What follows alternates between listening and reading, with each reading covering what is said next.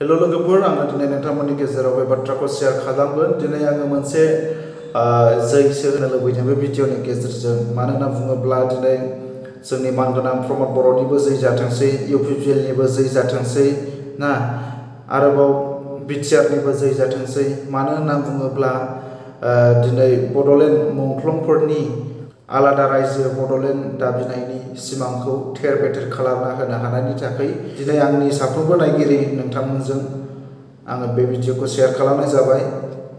स' दिनै जोबोद दुखुनांथाव आरो साननो गोनां बे बाथ्राया जानानै फैदों जों बर' हारिनि गेजेरावहाय। बिटिआर सागाननि मुङावहाय 34 बोसोर एनडिएफबिनि सोमावसारबोनायखौहाय सिलिंखार खालामनो हाबाय दिनै। आरोबाव बेजों लोगोसे बिटिसिआव थाखानाय गोहोफोरखौ दिनै मोनफा मोनफा खोमालांगासिनो दङ।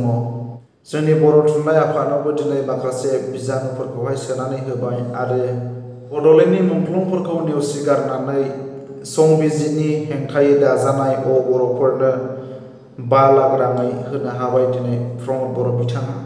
बे बर'फोरनि मुंख्लंफोरखौलाय सोर आरो माब्ला बुथारखोमोन ना? आरो बिसोरलाय बिटिआर एकर्डआवहाय मा बिहोमा दङमोन बिसोरनि?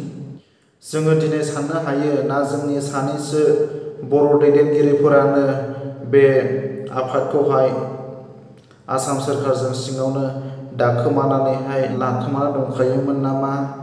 ना बर' हारिनि आलादा रायजो बिनायखौ फोजोबस्रांनो थाखाय बे थांखिखौ लानानै दङमोन, जायनि थाखाय दिनै बिथांमोननो बेफोरबायदि अनसुंथाइखौ होनो हादों?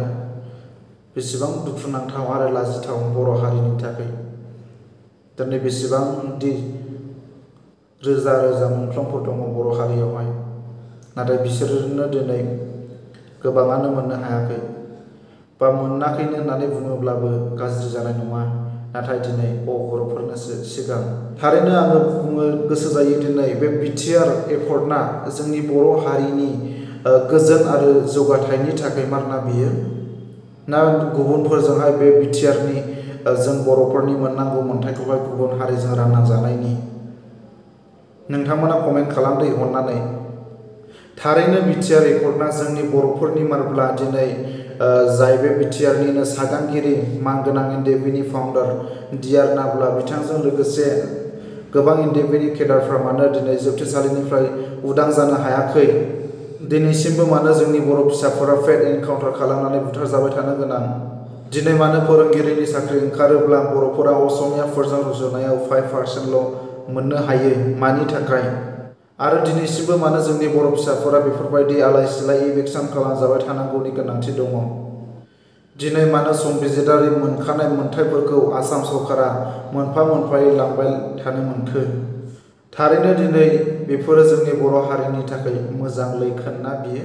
बुहुमनि बर'फोर खौसे जादो, गावजों गावनो बिपिएफ इउपिपिएल मुं लानानै एना एनि जालायनाय गावस्रालायनायफोरखौ फोजोबस्रांदो, नङाब्ला जोंनि बे बर' हारिया जोबस्रांलांनायनि लामायाव बारा गोबाव सम नांनाय नङा। बिनिखायनो बयबो खौसे जानो नाजा, एना एनि गावस्रालायनायफोरखौ फोजोबस्रांनो नाजा।